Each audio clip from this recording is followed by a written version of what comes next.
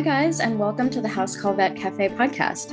I'm Dr. Eve Harrison. I'm a full-time integrative concierge house call veterinarian in Los Angeles, and I help other vets to build their unique mobile practices on their terms. This podcast is for and by house call and mobile veterinarians, so it is meant to give our community a platform to connect, to share our stories, to lift each other up, and to support each other. Most of us work solo as lone wolves, right? So for me, it's been really powerful to be able to physically hear the voices of my colleagues from all over the world and to get a chance to feel that we truly are part of a community of very real other human beings who get it. While you may be alone in that little bubble of your own vehicle when you're on the road seeing patients, I welcome you to join our community by tuning into our own podcast when you're on your way to your next house call. Whether you're a super experienced house call vet with 30 years of experience, you're a brand new prospective house call vet just looking to get started, or you're house call curious, there will be something for you in this podcast. Each episode, you will hear interviews from other mobile veterinarians just like yourself who are doing unique and innovative things, vets who are sharing their stories, their struggles and challenges, and you can also look forward to hearing valuable information and perspectives from specialists and experts outside of our micro niche. And finally, if becoming a house call veterinarian is something that you've been thinking about exploring, or you're looking for some extra support getting your own mobile practice to feel more profitable and sustainable for you, check out the information in the show notes about my course and our above and beyond supportive private community for members only, plus our monthly group coaching sessions within the House Call Vet Academy.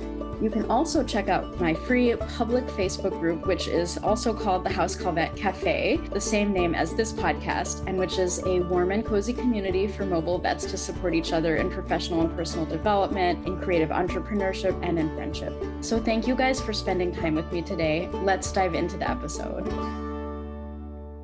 All right. I am so excited to have with us today as our very first guest on the podcast, Dr. Surell Levine.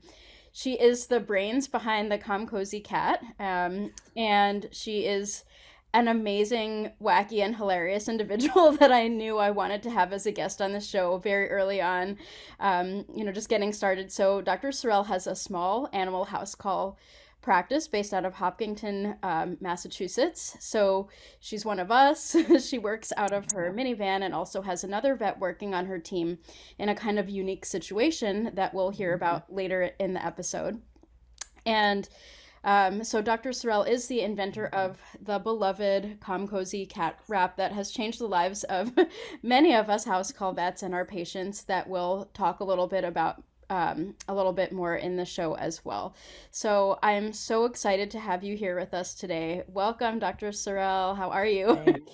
Thank you. Just got my kids down. It's just another full day, that's where I'll just cramming stuff in. But we're doing it. Yeah. Awesome. Yay. Yeah. I'm glad you're here. Thank you. So first of all, I wanted to start out the episode with a little question. So what is your favorite snack to eat in the car while you're on the way to house calls? I don't want to admit it because I don't like to think of it as a problem, but I know it is. For a while, it was nerds. I did a lot of nerds, like a lot. Oh, and that's then hilarious. I felt like that was really bad. And I definitely didn't want my kids eating nerds. So they'd see nerds in my car and they're not good toothbrushers and we can't do nerds. So we actually cut nerds cold turkey. I can't do them. And we do a lot, not that this is better for your teeth, but we do a lot of the string Twizzlers that you peel. Yeah. And every once in a while I cut veggies and I bring some vegan dip. Awesome. Do you bring your kids in the car with you to your house calls? It's so fun. Today I did, because my nanny is out of town. So my 2-year-old came with me today, which was fine. Most people received that really well. I definitely never bring my boys. The boys do not settle animals. Whereas Josie, who's 2, I think is going to be she'll probably be a vet. I don't know. She just, they calm when they see her. They calm down. Not they calm. And actually, I'm totally going to segue into something that we're not even going to talk about. But I had this super, super sick Wheaton Terrier who had PLN and had bladder cancer as well. and the owners were done taking him into the hospital. And so I was going there 2-3 times a day. I was giving fluids, I was giving antibiotics, IV, and so and the owners were super committed, but only in the home environment. And so I kept having to bring Josie with me, and this dog hadn't eaten in 5 days. And Josie came over and was sitting in my lap while I was giving the fluids. And with her, I had little goldfish for Josie, and Josie offered Marley a little goldfish, and Marley fucking ate the goldfish. You can, that's allowed. That's allowed. Marley ate the fucking goldfish. Marley ate the goldfish. And then Josie just was like quietly handing them over to Marley. And Marley ate like 6 goldfish. That dog hadn't eaten in 5 days. And the owner, like, no, they just like had, we had a full buffet of rotisseries and deli meats and everything out there. And the first visit with Josie, she ate a bunch of goldfish. And it's like that, it was awesome. Yeah. Your little one, she is meant to be a vet for sure. That must have been amazing. It was amazing. And the owners, I actually had just met them. They weren't longtime clients for me. And they were just like enamored with the whole process. Which, I mean, I could go on forever about that, but just like, I think that is why people want a house call vet. I think there's a convenience aspect for sure, but there's this getting to know your doctor, this continuity in that way, and this not just medical aspect, but this like, you're human. Yes, that might be the right word. Yeah. But this human aspect that like can totally change it. I was like, you should go to Tufts. Like, this dog needs to be on 24-hour IV fluids and IV antibiotics. And but I think that ultimately, like, it was far better for Marley, even though Marley died ultimately after, like, we did it for 10 days, we treated her, but I think it was still a way better experience than it would have been at Tufts, and that probably just unfortunately equally as successful. But the owners could not have been happier, and they gave Josie toys every time we came, and then they sent me an incredible card, and I don't know how we got totally off topic, except for this was a snack question. Yeah, we're on topic. We also always have goldfish in the car for Josie. That's awesome. I love it. I'm a big fan of goldfish. So can you tell me a little bit about how you got started in house call practice? And before we do that, for anyone that is watching this YouTube, I need to acknowledge that I I have like a little green screen behind me, and so we have this like weird little gap, so it looks like I'm wearing a giant green hood, which I'm not. So, first time podcaster problems. Anyway, so let me know what kind of is your story? Like what got you doing house calls? How did that happen? It's funny, I've been with my husband since before vet school. We married after vet school, but he is he's tough in many ways, but he is very reasonable. It's like he is just someone that I'm like, if Rick thinks it's reasonable, then it's reasonable. Then I should do it, because he's just level-minded. And my guy's that way too. That is, and it was so like I just had my second baby. He was 11 months old, and Rick and I went out to lunch for like the first time since having him. And I was like, I don't know, I think I'm thinking about doing house calls. And he was like, yes, you should. And that night I was like, I started my website, and I was like, all I needed was a little like, yeah, from a reasonable person. I was like, Rick said yes. Okay. I guess I'm doing this. But I had been working in downtown Boston, then I was working in the emergency room. I did an emergency and critical care fellowship. Awesome. And I couldn't decide where I wanted to be. And ultimately then I ended up surprisingly getting pregnant with my first son. And it sort of made the decision of, I wasn't going to keep commuting an hour into the city. I had some sort of medical issue at the time, some neurologic changes that can happen sometimes after having a baby, which right now are totally stable and stagnant, but there was a question of whether I was potentially developing MS. Oh my And God. it was scary. And Rick and I were like, we gotta de-stress. Yeah. Segue into house call vet, which is not de-stressing. But the thought was I'd have a better schedule. I'd have more control over, like, I can get my kids to school and back, which is true. I mean, those things had happened, but there was a long road to get there, I would say. Yeah. But I right after after Sam was born, I started to do some maternity leaves covering various hospitals just in the area while I was trying to figure out where I was going to land. After I was done with the hour commute into the city when Sam was born. And then Rick was like, sure, I think it should be a house call vet. This was, I think, in August. And I saw my first appointment, I think in November is when I was like up and ready to roll. And I probably had about 2 or 3 weeks of overlap with staying in a practice where I was working part-time before I was done. Wow. And, That's fast. it was fast. Really fast. And like, I remember that first phone call where it's like, the work phone's ringing. I like slid across the house and I was like, nobody talk.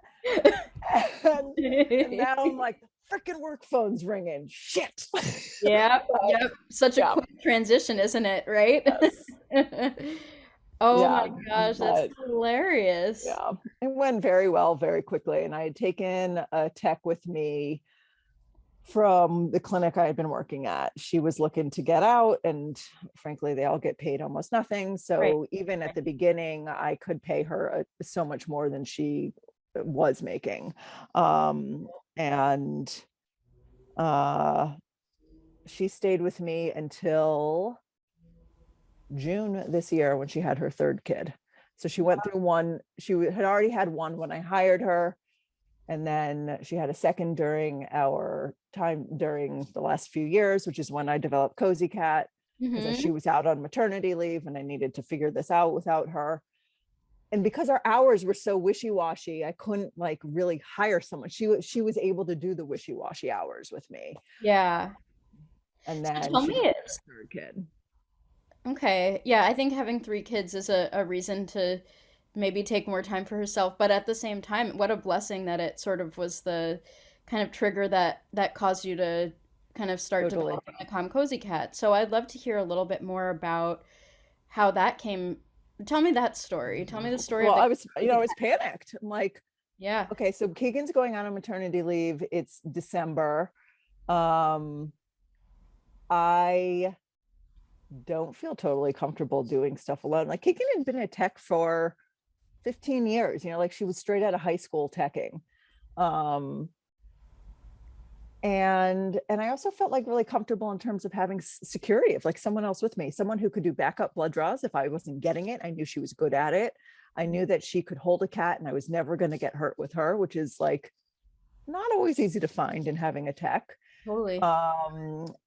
And I was like, how am I don't know how I'm going to do this. And I hired this kid. It wasn't a kid, whatever. He's in his mid-20s, which to me felt like a kid. And he had zero rapport with the animals. And he worked at the same clinic I'd worked at before, and everybody loved him. And he just like had nothing with the animals and nothing with the owners.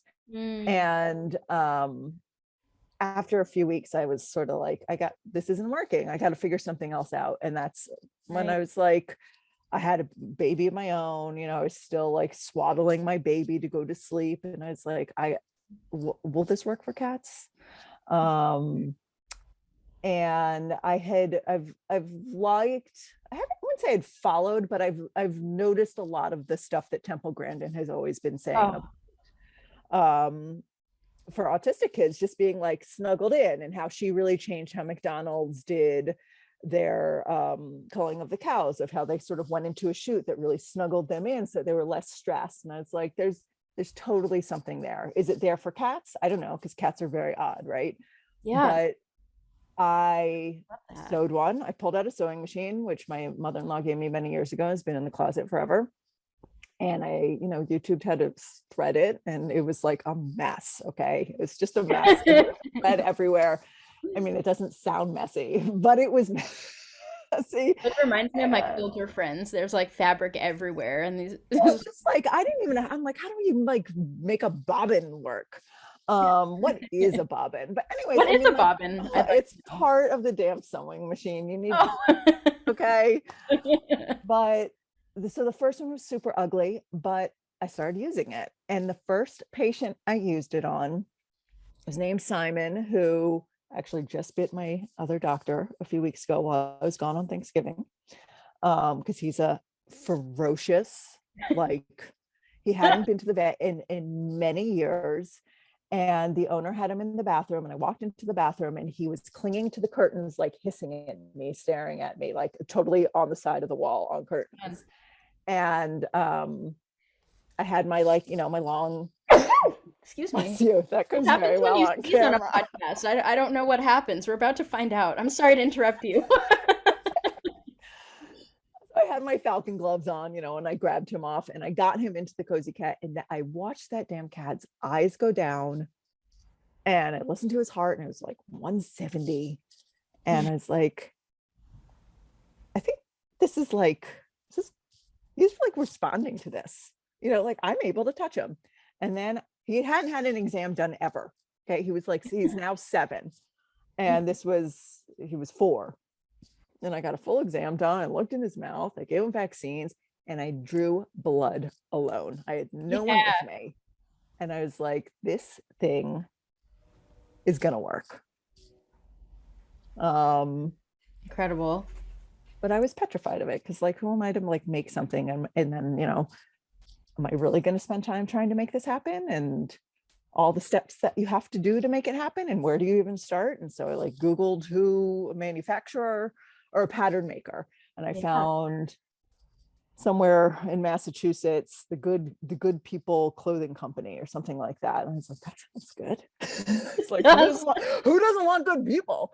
Who were like the least responsive people. And for a while, it's like leaving messages. I'm like, are you guys even in business anymore? Like, I don't even know. No one called me back.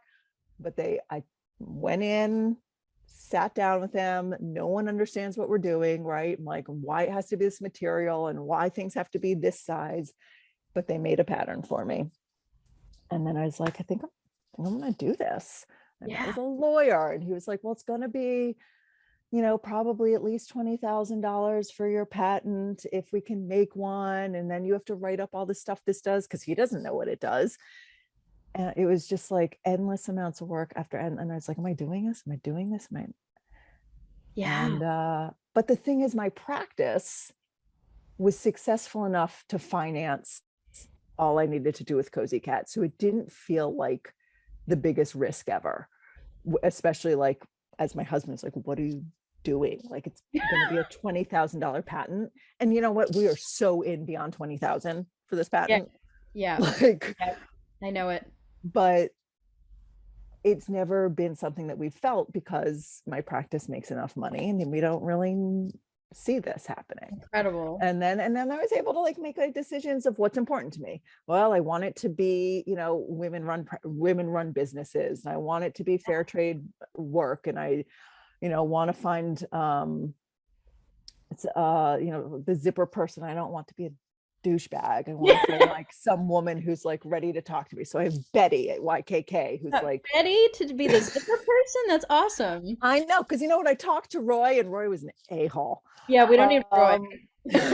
But Betty was totally into it. And so we started making, I talked to this woman in LA who has her own manufacturing business, and she was so excited about it. And like, we chatted about our kids, and you're like, this is just felt so nice. And like, then we made one, and then I put it on Facebook, on DVM Moms, and on Let's Call That. And people are like, maybe I'll try it. Because as I was like posting a million videos and torturing our own cat, and my husband's like, why are you doing it to our cat? I'm like, well, they live here, so we have to use it. But, and then I'm like, we need to get more videos with our cat, because my cat at the time was ferocious. Awesome. And like you had to completely knock him out to do anything if you were taking him to the vet. And so Yeah. I was constantly trying to use him. And You're surrounded by ferocious cats. It's a good thing. I Like, I, feel like it's like what I do is yeah. like Yeah. And it was like a bringing matter of cats. time before you came up with the calm cozy, Yeah. right? It was just like meant to be. Yeah. It just, yeah, I think I had enough fodder to be like, this cannot be the way we work. Like I remember using the vinyl bat. Is it vinyl's not the right word? Like the like backpack material. What I Mesh? don't. It's not Yeah, I don't know vinyl, what backpack but material the is. I know piece. you said I denim, don't like know canvas. I the don't know. cat bags that were like just shitty cat bags that like Yeah, from like 20 years ago. And yeah, there was like no comfort to them, and like you would never want an owner to see that you put the cat in it. right. And and I think one of the biggest things is I started to use my own one, the one that like was the prototype, is how much owners were like, oh my God, it's so cute. It's so They are cute. And they so went mesmerized. about for it. And everyone's like, let me take a picture. And like, oh my God, I've never seen my cat actually do that. And my cat's sitting still for it. And like, oh, let me hold him in it because look at how cute he is in it.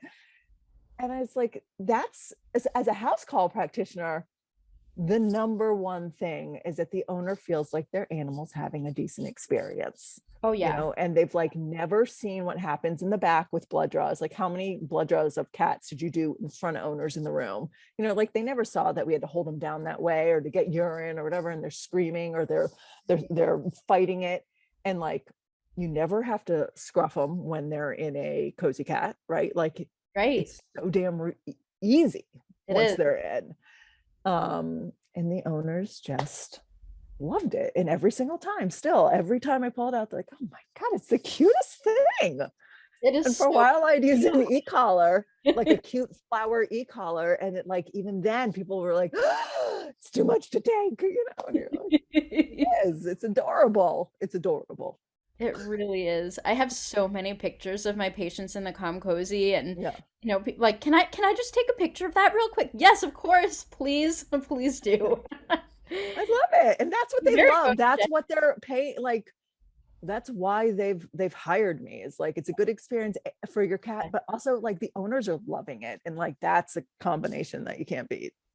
Absolutely. I couldn't Yeah. agree with that more, that, part of the house call experience is reducing stress for everyone involved, and the calm cozy cat is one of the major tools that I use in my house call practice, every day to make sure that everyone's happy And and safe. I mean, very all the safe. time. Like I Hmm. don't even wait for them to act up. They instantly go in. Everybody goes in it, because once they've acted up, it's difficult and you've ruined the whole experience for Yeah, everyone. yeah, Right. And like it's the same thing where I used to let people, I never prepped people to like put the cat in the bathroom. Now it's like every cat has to go into a bathroom.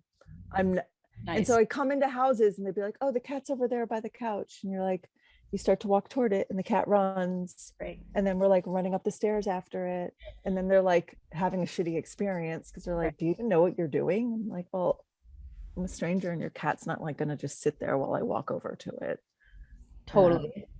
and now it's like, you're in the bathroom, I put you in the cozy cat, I come out, everybody loves it. And everyone's less stressed. And That's so kick-ass. And can you walk me through your top three tips on how you do solo blood draws for our first, listeners? so a couple things. I think one of the biggest problems that people run into is when you put the cat in, you need to have those legs not out like in front of them, but cozied up almost. I describe it as like a Bambi, like they have to be snuggled down. And that way, first of all, when you open up those flaps to trim their nails, their feet are essentially right there instead of like up here. And sometimes they'll try and like get their head back in the hole, if their legs aren't folded down appropriately. Right. um but once their legs are folded down, first of all, it allows so much more of this of access to their jugular. Mhm. I always clip because it is not worth not clipping the fur. Yeah. um Same. and if I'm still nervous, which I mean occasionally there's a cat that I'm like, this thing's still dicey, Either I will put an e-collar on, Mhm. like that just totally makes everyone safe. And even then I can have an owner if I don't have a big enough hand for that head, I can have an older owner hold the head up. But chances are it's just all positioning for me. Do I have the cat in with its legs appropriately? And is that wrap tight enough? The whole Nice. point of using the fleece is that there is a give to it. I tried every fabric out there. I know people hate fleece, but there's a smidge of give, and it makes it so I don't have to ever worry, did I get it too tight? Can they breathe? And Yeah. I want them so snugged in that they get calmer, and they get, if they don't, you give them a little room and they do want to fight against it. So if you have them so snugged in, it's so much easier to get that vein. The other thing is though, if I'm a little too worried about their head, or they're like, I really can't hold it still long enough, I will totally pull a leg out the front. And so if they're on their side, if I'm the cat and I've got this leg out, I always pull it down away from their body. Because then I can get this cephalic like no problem. Nice. And I am in nowhere close to that mouth. And that's the only part that's scary at that point. And they're totally swaddled in. So if I can clip this cephalic and use a butterfly, I will always get that if I'm worried about getting too close to the jugular, or those little stout necks where I just can't expose enough jugular. Yeah. But that's a great tip. it's Pushing the arm down away from you. not just out. If you put them back, it definitely. And the other thing, and so sometimes I've had some other people tell me they'll have an owner hold the cat up so they pull the leg down, and it's not necessarily pulled backward, but it's pulled straight down, like in a standing position. And still the head can't get to it. There's so much I do, but just out of having used it a million times, right? Like it's so something about just practice. When I'm doing cystos, like I have the cat on the floor with like my heel in its back so I can stabilize its back, but it's like, this is all what I think keeps us young and limber. My other vet's like, this is how we're going to go out early. We can't stay this flexible. And my knees hurt. I'm like, this is what's going to keep us flexible. Yeah, this is our yoga, like house call vet yoga. That's what's going to keep us young. So that brings me to my next point. So you work in a really interesting way with your associate. And I have, other than myself, actually, for a hot minute, I have not heard of anyone else doing anything like this. And it sounds from the way you've described it that it's really working well for life-saving. you. I would love to hear like what it is that you're doing and how it's been different or better, and if you recommend it for other folks to try something like this. Yeah, it is. So I think it takes two unique situations. One is I'm happy to be the owner and sort of do the rest of the stuff in the background. And Shelly is happy to be the part-timer. She's not looking to go up the scale some way. She doesn't want more responsibility. She's like, I have 3 kids. I want to work 3 days a week. That's it. And that, I think, because we have those 2 different roles, it works for us. She's not looking to take on more.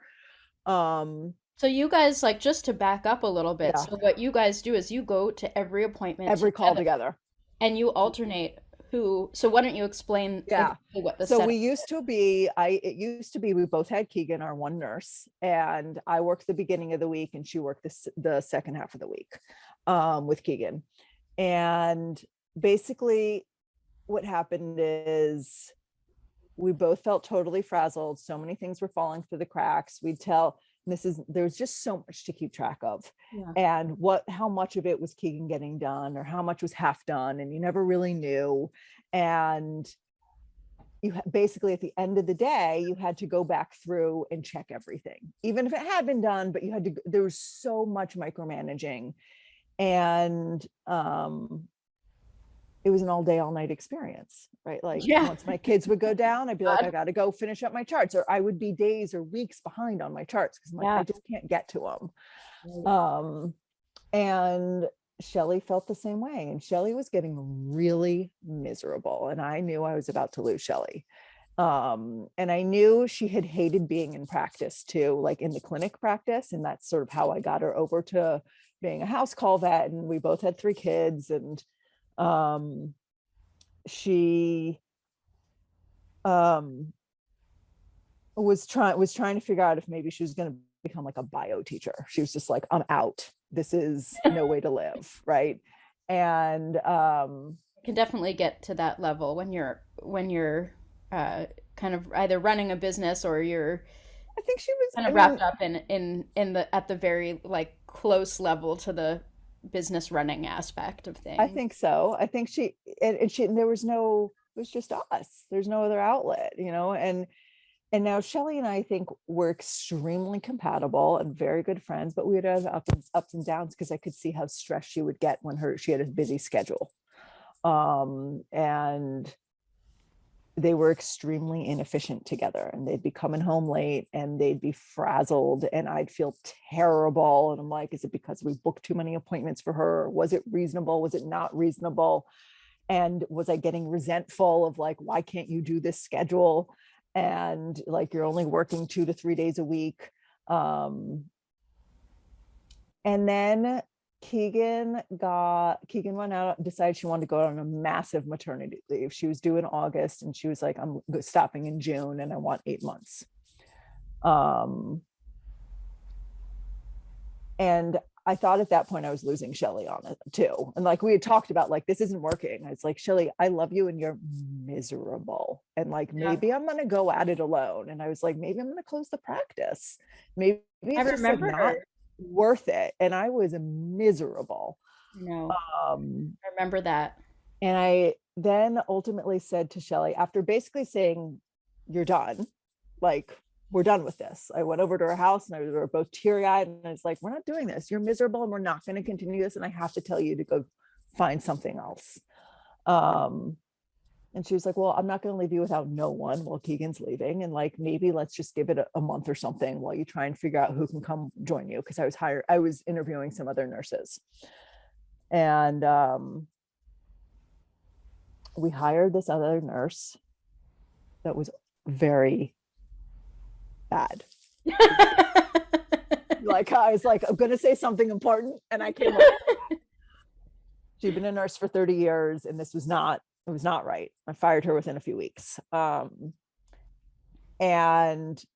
it's like, we got to do this together, Shelley.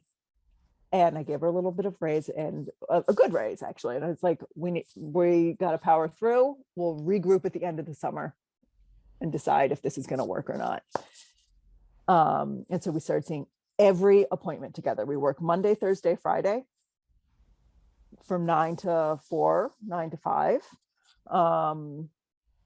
And I would see anything that had to be seen on Tuesdays and Wednesdays alone, but usually I could get away with pushing it off to another day. And I hired just a local mom to just do emails, only sit in the office and do emails and scheduling and like refill meds to me. And she'd always text me pictures of the med next to the bottle, next to the script, and we would do it that way. Great. And it started to become fun. It was Oh, fun. that's awesome. And we were like laughing hard, and we were stopping for our Twizzlers, and we were stopping for our Diet Cokes, and we like never drink Diet Coke, but when we're together, we drink Diet Coke. And like, we were laughing hard, and I felt like I was going to work with like my best friend. And so many of the stressors were gone. Like, you had another responsible party who like wasn't going home until their job was done. You had someone to bounce things off of, and like, owners loved it, and they'd be like, you've got a process going. I'm like, there's we'd and it was intoxicating. We were having our work done by the time we were home. It was done. And like, she'd be doing the front half of the dog, I'd be doing the back half, or if the owner was talking to her, I could be getting the physical exam done. And the efficiency level just went through the roof. And she drives always. I sit with my laptop, and I type up charts and in invoices as soon as we're back in the car between appointments. And 9 times out of 10, all of them are done by the time we get home. The only thing we have to do is our cytologies and print out our lab work. And the most important thing that in preparation of talking with you that I learned is comparing. First, I compared the first half of the year with Keegan to the second half of the year with just me and Shelly. And our average monthly gross income was $15,000 more per month. Oh my God. Per month. Per month. Oh, and then I was like, well, maybe that's not fair because January and February are a little bit slower. So then I compared the last 5 months with the last 5 months of last year. So we're in the same time frame, and it was $13,000 more. Okay. Per month. Okay. So I'm not paying Keegan, who is a very well paid tech. Right. Shelly's not working more days. Great. So she's like, I gave her a raise, but like not a $13,000 per month raise. Right. Right. Right. My quality of life went through the roof. Like, I'm done with work when I come home. Incredible. You know, like we don't start until my kids are on the bus, and same with Shelly. She rolls in at like 5 to 9, and we try to get to our first appointment by 9:10.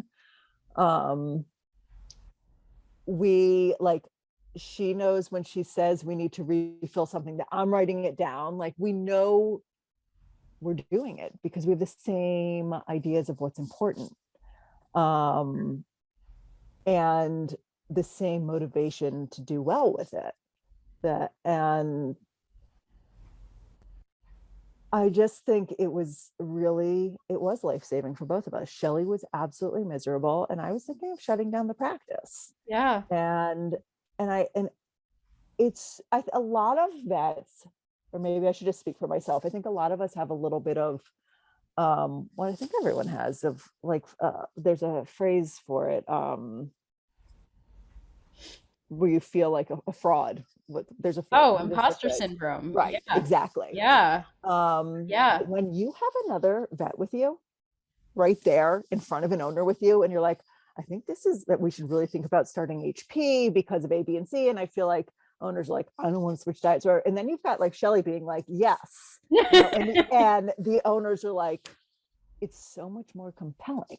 That's incredible. I don't know. There's something totally different when they're like, both these vets are seeing that. Or I'm like, we were looking at some weird, I've never seen a Nevi before. Never even heard the word. Okay. But we went to this vet, and the Nevi. Nevi. Oh, okay. Nevi. Okay. So we went to this dog yesterday that had this weird lesion on its nose that we're like, is it a weird papilloma? I don't know what it is. And I was like, I've never seen this. And she was like, I've never seen this. And it felt, it feels great. I mean, the owners don't love that, but there's also like, this is odd. It's not just you got a vet who doesn't know what the hell she's doing. Right. Which maybe they weren't thinking, but I'm thinking it. I'm like, should I have seen this before? I've never seen this before. And then we posted it on Facebook, and a dermatologist was like, that looks like a Nevi, and like, you could buy them, whatever. They're like, that's not the part of the story that's important, but it's having someone there all the time. It's incredible that you're like, I trust this person. She trusts me. And we're in it together. And we're in the same role of responsibility that like your nurse was not, you know? And it's like, it's so good for our souls and so good for the medicine because you have two capable, knowledgeable people on it. And then it turns out that it's so good for the finances. Like, it's just like a nice reinforcement of like, not only is life a lot better. I thought I was going to take a massive hit. Like, my husband's like, I can't believe you have two vets working together. Like, it's the stupidest thing I've ever heard. Right. And he's reasonable. Right. So, is your husband said that? Yeah. I mean, I was just like, I mean, maybe he's right. But like, at this point, I'm about to close the practice. So who cares? Like, maybe we still stay afloat. And now it's so fun because like, she doesn't even see, she just videos while I do cats. Right. Like she's like, I have the easiest job ever. I'm like, I love when someone's like, my cat's feisty. I'm like, bring it. Like, I am ready for a feisty cat. Shelly's on video. Videos, your solo blood draws and everything. That's right. She's like, every once in a while she's like, do you want help? I'm like, we got to move along. We have so much going on today. Like we gotta just put the camera down. But it became a ton of fun.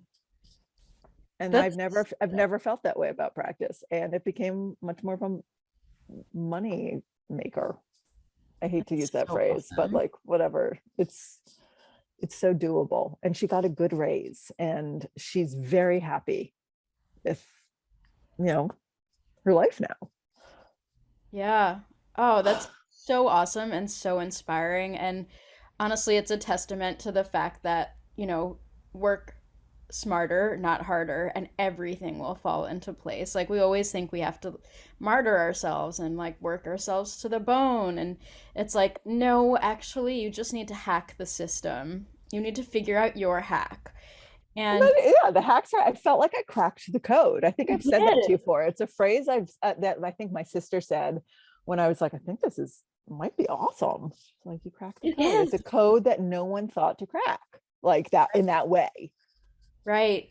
And you're right, you have to have the right person with you for it to work. And you have that. Like, damn, I'm jealous. So I think that there's a fair amount of vets who want to be the part-time vet that just comes in when they're, especially as in our field right now, where we're talking to other house call practitioners who are likely solo and working by themselves, to find someone who is now looking to transition to just being part-time, but have had enough experience. You can't be like a new grad. Right. I think you could totally, that combination exists right now. If you're already doing what we're doing, then there's likely a vet who's like, I just want to be a few days a week and not have a ton more responsibility. Like Shelly never takes the phone home ever. She did her Thanksgiving because I was out of town and she got bitten and that all felt terrible. Oh, okay. No. But I was like, I'm never leaving town again. But that was like, I don't even want to leave town. It's a terrible Thanksgiving. I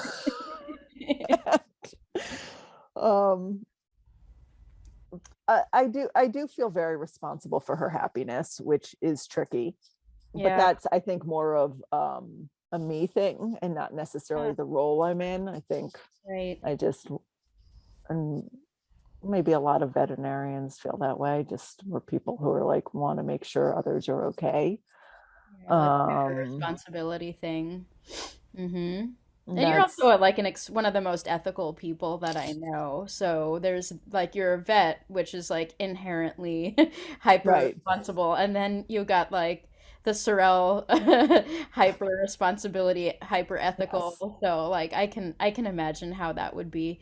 I feel that way a little bit about my vet tech, like that I'm responsible for her happiness. But I can see that like your setup is like so unique and you guys are so like intertwined and working every day together. So I can totally understand that.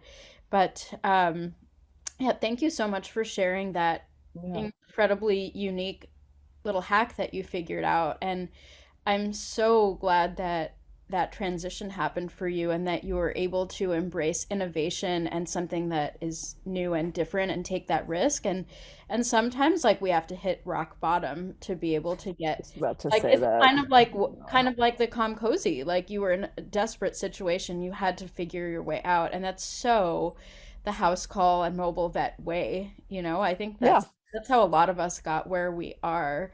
So thank you so much for sharing both of those really inspiring stories and for your gifts to our community and our industry with the Cozy. It's just thank you. I can't even like I bought like 500 of them already, y'all. I feel this. I mean, I put a totally nut job of like a little kitten in the other day to get its pre-op blood work because it was adopted with a girl and it's boy and it made no sense. But anyways, I was like, there is no way we're going to get blood on this cat. Like it was just like a jumping jelly bean. And I mean, daily, I guess I made it. And that's exciting in many ways. Okay? But it's still stunning to me. And like, did we just get blood on this kitten? Like, there was no way that was going to happen if we didn't have it in the kitten wrap. It's just zero chance. Right. Right. Like, That was like a success on so many levels. Like the fact that you invented that thing to begin with, and then that it worked, and then that you got the blood on the jumping jelly bean Yeah. kitty. So like props. So many props. Thank you. Thank you. But I'm like I'm just like shocked every day. I'm like, well, that went well. I'm proud to know you. I seriously am. And Eve. so thank you for everything. And I wanted to close our Absolutely. episode today just by asking you one other food related question. Since we are in the House Call Vet Cafe podcast, can you tell me what is your favorite coffee or tea, or maybe it's another beverage? I know Okay, you're so we like, live our whole life going between Starbucks and then another coffee shop in town. And then we go to like the gas station for a Diet Coke, which is just, it's just like a ridiculous, we have our schedule throughout the day. Every nice. morning starts with our Starbucks run. And I'm almost embarrassed to say it because it's just like too much, is a green tea latte with oat milk. That sounds delicious. I would It's love just that. I This would. one's like, I'll take a dark brew straight up. I'm like, I will take so just a little bit of this, a little bit of that. So how And many like coffee, okay. how many coffee beverages do you have a day? Oh, you should see our freaking Like car at three, the more end than of the three day. coffees There a are day? so many cups between the Diet Coke and the seltzer and the like. There's no sometimes seltzer. It's usually Gotta nothing stay hydrated. hydrated. Nothing. Usually we try to avoid hydration. We just like tea constantly from our caffeine at people's houses. It's very awkward. And I remember, this is totally off topic, but the nurse left a tampon at someone's house. She went to the Fun. bathroom, had to change. They have 4 boys and they had a Oh, new puppy. And I was like, you left it there? You left it in the trash can? She's like, I wrapped it up. I'm like, they have a new like golden, it was a German Shepherd doodle. And I was like, oh, you cannot like, and I called the woman and I was like, I just have to tell you there's a tampon in oh, your trash can and you need to get it out because you're not going to be looking for it and your dog's going to eat it. And this is all going to go terribly, all because we left the damn tampon at your house. But back to the question. A lot of coffee. that's hilarious. I feel like that's something that would happen to me, and that I would also call the owner and be like, I'm so sorry, but there is a tampon in your trash. Please don't sue It's so me. awkward. You have 4 boys. Like she's not going to go thinking anything's in the trash there, that she's Seriously. a Oh, delicacy. that's hilarious. Yeah. Well, thank you so Thank you. much for spending this time with me today. It's been amazing chatting with you. Thank you for Me all you too. do for inventing such an awesome thing for all of us. And, Thank you. for folks who are inside the House Call Vet Academy, you do have access to a special discount code from Dr. Surell to get your Calm Cozy cat if you want one. So thanks again, and I look forward to chatting with you again, hopefully on the podcast. Absolutely. Thanks, Steve. Bye. Bye. Thank you so much for listening to this episode of the House Call Vet Cafe. If you enjoyed this episode, then hit the subscribe or follow button on Apple Podcasts, Spotify, Google Podcasts, YouTube, or wherever you listen to podcasts so you never have to miss an episode. This podcast is made specifically for you, so don't be shy if you'd like to reach out and let me know your thoughts on this episode. You can find me on Instagram and Facebook as The House Call Vet Academy, where I also share more valuable content. If you're interested in learning more about consulting for House Call Vets or the House Call Vet Academy online course and community, please click on the link in the show notes. Have an amazing rest of your day, and I can't wait for you to join us for our next episode of the House Call Vet Cafe.